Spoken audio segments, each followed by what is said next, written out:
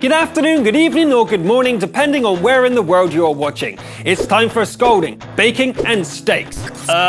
Streaks. I'm Luke Dorjan Kneller and this is the International eSports Show.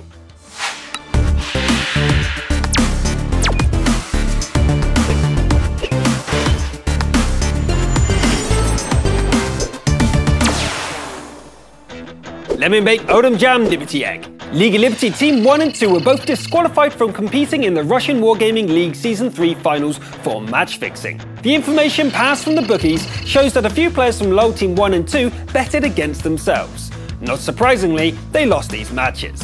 4 players from League of Liberty Team 1, including TPTP and Captain Strecco, and Brientio from League of Liberty Team 2, are now banned from all Wargaming leagues and events for the next 2 seasons. LoL Team 1 is moved to the Silver League and cannot be promoted for Season 4, plus they lose 75% of their winnings, amounting to $1,312 and LoL Team 2 loses the right to participate in the Season 3 finals, but gets to stay in the Golden League and lose 25% of their earnings, amounting to $350. This completely ruins LoL Team 1's chances of getting to the Grand Finals, even though they were one of the favourites. Lesson to learn from all this? Betting is all good and fun if done sensibly, but don't bet against yourself. Ever. Buddha's cake, not pie, Olives. Continuing the bad news, CEO of World Cyber Games Inc., Brad Lee, has announced that they have lost their sponsor and have therefore cancelled all future tournaments. WCG began in 2000 as the World Cyber Game Challenge, sponsored by the Korean Ministry of Culture and Tourism and a high-profile electronics company. But after 14 years of successful competitions, things come to a close.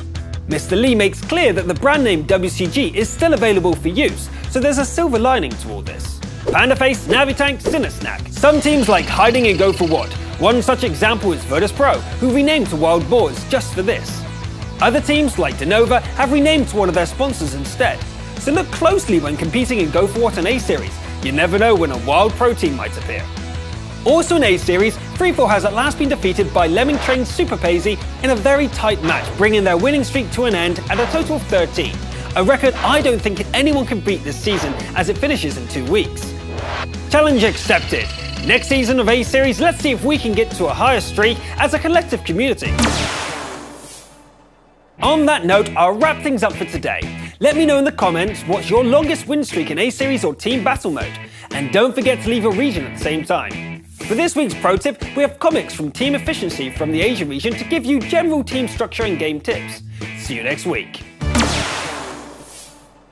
Hello everyone, I'm Comics from Team Efficiency, here to talk about general tips for team battles. The DPS tournament teams came together to make a guide for the 742 battle format, brought to you by Deathskies, Griven, and myself. It is linked in the description below, but let me go over the main points. The first thing to do with your 7 players is to assign them into 3 distinct roles. The captain, otherwise known as the battle caller or FC, has the final say and commands the team during the battle. It is important that this person has the final say during battle, as it is too easy to get locked down in debates. The time for that is after the battle. The second group are your main tier 8 players. They are the ones who must know what the battle caller expects from them. Initiative is the key word here. Every player must understand that the caller is unable to see everything, and each player must have the ability to be proactive and cooperate with their teammates. The last role assigned to your remaining players is the role of the Tier 1 driver. Never underestimate the power of a Tier 1. The Tier 1s are the eyes and early warning system of the team. They can even turn the tide of the battle by damaging or even killing enemy Tier 8 from the side or rear. Now let me give you some rules of thumb for team battles. First, always do a comms check to ensure everyone can hear and respond clearly. Second, do not ever underestimate the enemy, as this may be your biggest downfall. Always treat the opposing team with respect. Do not ever humiliate them no matter how bad they played against you.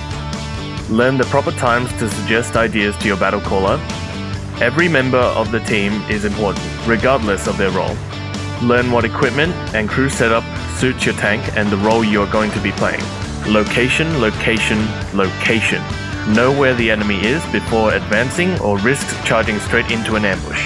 And lastly, some things to avoid during team battles. Do not overcall your battle commander. Ensure clear battle comms, as multiple people shouting does not help at all. Avoid scolding in the heat of battle. Save it for the debrief. A stressed player does not get calmer with someone shouting in his headset. Also remember this, do not give up. No matter how badly you were beaten by the enemy team, remember that all teams lose. Never stop learning, be humble in both victory and defeat, trust your team, and they will trust you. I am Comics from Team Efficiency. Good luck on the battlefield.